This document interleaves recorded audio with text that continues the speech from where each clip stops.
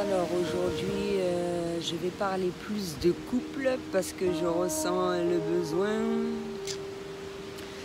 pour savoir comment je m'y prends parce que certains ont du mal avec le fait de vivre le moment présent et pour eux, c'est pas possible d'aimer intensément et vivre dans l'instant présent sans pour autant avoir d'attente. Plus rentrer dans le vif du sujet. Et que lorsque tu es dans cette démarche, tu vis les choses au mieux et ça te permet de ne pas souffrir en fait. Je vais donner un exemple. C'est comme j'ai rencontré quelqu'un en arrivant en France et l'amour était intense, même avant de le rencontrer, parce que j'ai reconnu mon lien d'âme. D'accord? Je vais plus expliquer comme ça. Et puis il y a des choses qui se sont produites, etc. J'ai eu l'occasion de le voir une deuxième fois, j'ai eu l'occasion d'aller en Martinique, d'aller en Indonésie, etc. etc. L'amour était toujours intense. Et c'est pour ça que j'explique clairement que quand il s'agit de lien d'âme, c'est vraiment à l'infini. Et on n'est pas perdant. Et l'idéal, c'est d'aimer intensément ou d'apprendre à son lien d'âme de se rappeler ce que c'est d'aimer intensément, de ne pas avoir peur d'aimer.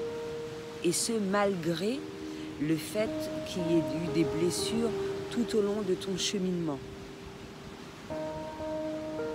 Ça me fait penser par rapport au fait qu'on me dise que j'ai un certain nombre de croyances et que je crois à de tout et du n'importe quoi. Mais à partir du moment où tu crois à des choses qui te font plaisir et ça ne te fait pas souffrir, où est le problème? Parce que vous ne croyez pas en l'amour. Du moins la majeure partie des personnes. Et je l'explique dans une vidéo que quand tu aimes d'un amour inconditionnel, tu peux aimer dans l'instant présent sans savoir de quoi demain est fait et quelle que soit l'issue qu'il y a à travers cette relation, on est amené ou à continuer un chemin plus ou moins long ou écourter, ce qui se passe au sein de la relation afin que tout se passe au mieux, qu'il y ait possibilité de peut-être revoir par la suite cette personne-là. Évidemment, lorsqu'il y a des enfants, on va faire plus attention à cela. Ça ne veut pas dire que ce sera plus facile, attention. Mais on va faire plus attention à cela parce que le couple parent perdu, et de manière inconsciente, cet amour-là sera nourri. Déjà, ça se fait seul sans enfant pour un couple. Quand il y a enfant, comme un enfant est amour, il va rappeler aux deux parents de quoi il a été issu. Après, c'est libre à chacun de décider si le couple parent perdure ou le couple même amoureux recommence, etc. etc. Et cela tout en tenant compte du fait qu'un certain nombre de choses se sont passées et qu'il faut éclaircir ces choses-là pour que le retour soit vécu au mieux. Mais si ça n'a pas été éclairci, si les blessures n'ont pas été épurées, ce ne sera pas possible que cette union se fasse à nouveau. Il faut que ce travail soit effectué non pas pour une personne de part et d'autre. Donc revenons à nos moutons. Tu aimes la personne intensément, tu penses que franchement un truc va se faire, tu ne sais pas quoi. Tu vas déjà voir la personne, ou que tu commences une relation, tu ne sais pas qu'est-ce qui va se passer. Mais il y a des choses qui vont être faites de part et d'autre afin de faire nourrir cet amour et le faire grandir. Et le faire grandir. Et dans le cas où quelque chose ne s'est pas produit, l'amour que tu as, à laquelle tu as cru, que ce soit pour l'un ou pour l'autre, l'amour pour lequel tu as cru, que tu as créé, à laquelle tu crois, eh bien, mine de rien, ça va faire de façon à ce qu'une autre personne croise ton chemin. Similaire. Donc ça m'amuse un petit peu dans le sens que quand il y a des liens d'âme qui jugent ou qui critiquent et que mine de rien, ils faisaient à peu près les mêmes choses. Mais d'attendre justement que tout cela soit mis en lumière pour que l'épuration des blessures se fasse. Mais encore une fois, la deuxième personne que j'ai vue, moi j'ai senti que j'étais pas prête. Tu le sens, ça me fait penser à la vidéo intuition. C'est lorsque tu sais, lorsque tu ne sais pas. Moi j'estime quand tu rencontres la personne, en même temps tu y crois fortement, mais de manière inconsciente tu sais qu'est-ce qui va se passer. Et même si tu sais au fond de toi que tu ne vas pas parcourir un long chemin, même s'il y a les éléments extérieurs, etc., ou que tu vas finir tes jours avec cette personne-là, ou que ça prend du temps, etc., ça revient au fait que même si au fond de toi, tu te dis « Ah ouais, c'est cette personne-là, elle me plaît, elle me correspond parfaitement, c'est celle que j'ai toujours recherchée, je l'ai trouvée. » Mais étant donné que j'ai fait ce travail-là sur moi, je suis l'acceptation de tout. Et c'est à ce moment-là qu'on vit l'instant présent parce que c'est comme le parcours de flamme jumelle. Si la personne n'est pas prête comme moi-même je suis prête, il doit faire son travail de son côté. Et tu ne peux pas te permettre de dire à une personne d'attendre. Quel que soit le lien d'âme que tu vas rencontrer, que ce soit en amitié, etc., etc. Tu ne peux pas dire si tu aimes franchement quelqu'un, tu ne vas pas lui dire d'attendre. Parce que tu vas lui souhaiter le meilleur, que ce soit avec ou sans toi. Et c'est pour ça que c'est une surprise. C'est pour ça que chaque journée est un présent. Chaque journée est un cadeau, il s'appelle présent. Vivre dans le moment présent. Donc quand tu vois cela comme divin, comme merveilleux, eh bien, quelle que soit la chose qui se passe, eh bien, c'est merveilleux. Parce que tu aimes la personne suffisamment fort pour la laisser partir, pour la laisser vivre sa vie de son côté, etc., etc. Et c'est pour ça que je le dis, quel que soit âme sœur, flamme jumelle, couple normal, etc., quand une personne est prête, elle refait surface. Mais pour les personnes qui réellement sont sur la même longueur d'onde, hein, parce qu'il y a toujours des personnes, je ressens ça fortement, malgré tout, il y a cette lutte intempestive-là, des gens qui, même si tu leur parles franchement, mais c'est pas de leur faute, c'est pas de leur faute. De croire qu'elles caressent l'espoir d'être avec une personne, alors que c'est loin d'être le cas. Mais elles se font des grosses illusions, quoi. Des grosses illusions, elles sont dans un rêve. Et ça, c'est pas mon cas. Moi, je sais ressentir les choses assez fortement pour savoir si la personne m'apprécie ou pas. Moi, je me fais pas des idées et puis le truc se réalise, etc. Et que la personne me suit comme un mouton. Ah, ah. Je suis libre, tu es libre. Je ressens ce que tu ressens, même si tu ne parles pas. Mais je ne veux pas te brusquer. Je ne veux pas te blesser, te faire encore plus mal que les blessures que tu as vécues avant de me rencontrer. Ou si je te blesse, c'est de manière inconsciente. Et quand je prends conscience de cela, que je suis sur le contrôle sur certaines peurs, je me dis « Oh, il faut que j'arrête ».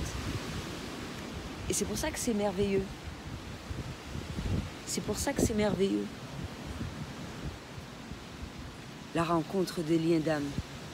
C'est à cela que ça sert, ça te permet d'effectuer un travail sur toi, sur ton lien d'âme, de prime abord.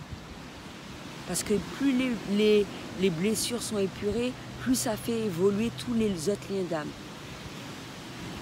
Donc même si tu ne vas pas te retrouver avec cette personne-là, un lien d'âme qui a, moi j'estime, qui t'aime vraiment, il va que te souhaiter du bien. Tu m'aimes, on s'aime tous les deux. Mais mon amour est assez grand, je t'aime inconditionnellement de façon à ce que je te laisse. Parce que mon but, c'est que tu sois heureux, que je sois heureuse, que je sois heureux, mais que tu sois heureux ou heureuse. C'est pour ça que ça ne me dérange pas.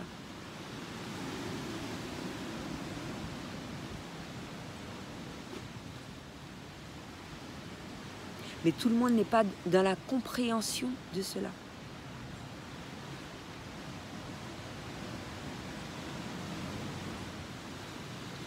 Donc c'est pour ça que je disais que ça ne sert à rien d'être en lutte acharnée, etc. Quand tu as atteint mon niveau, tout est merveilleux. Peut-être de prime abord, ça va te gêner, tu vas sentir un certain nombre d'émotions. Oh, ça me dégoûte, oh, ça me refroidit, oh, j'ai pas envie de le voir, oh, je veux pas qu'il me touche, oh, etc. Les émotions servent.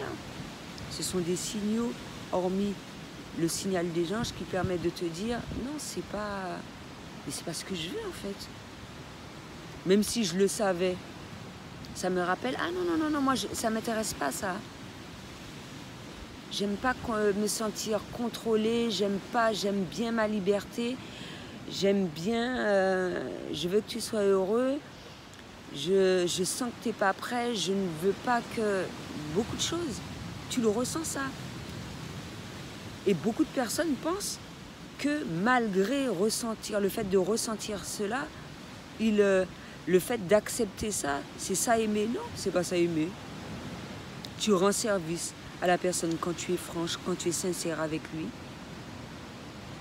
Tu lui rends service. Même si de prime abord, la personne va trouver que c'est une attaque, etc. Mais avec le recul, elle va penser à tout ça. Ça revient en mémoire. Hein. Ces trucs-là. Moi, ça me revient tout le temps. J'ai toujours des anecdotes, j'ai toujours des trucs, mine de rien, les gens ils doivent se dire, mais purée, elle a toujours quelque chose à dire dans ses vidéos. Eh bien, parce que toutes ces choses-là me servent. Tout me sert. C'est pour ça que je dis que j'apprends tout le temps, constamment. Parce que je fais attention à mes faits et gestes de tous les jours. C'est important pour moi, pour mon bien-être et pour le bien-être des autres. Parce que quand tu te sens bien, tu ne vas pas chercher à faire du mal aux autres. Tu ne vas pas chercher à te venger, c'est parce que tu n'es pas bien.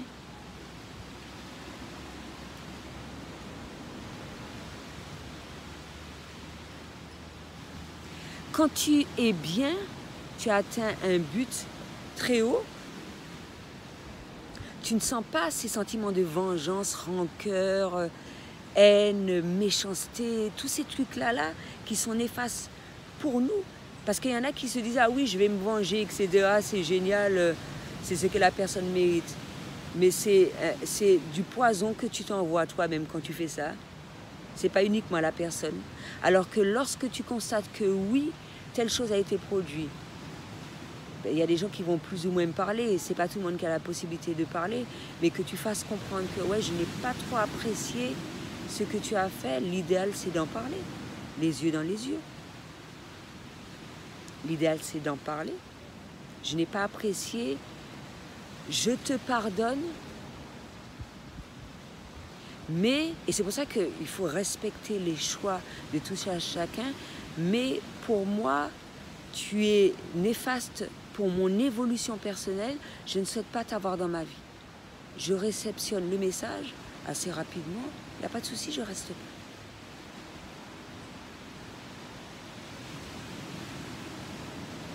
Après, tu comprendras, ou après, moi, je comprendrai.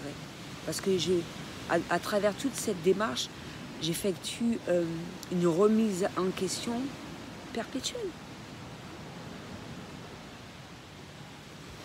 Et selon chaque individu, ça va être totalement différent selon la dimension à laquelle tu atteins quand tu effectues la méditation. La compréhension va être totalement différente, etc., etc.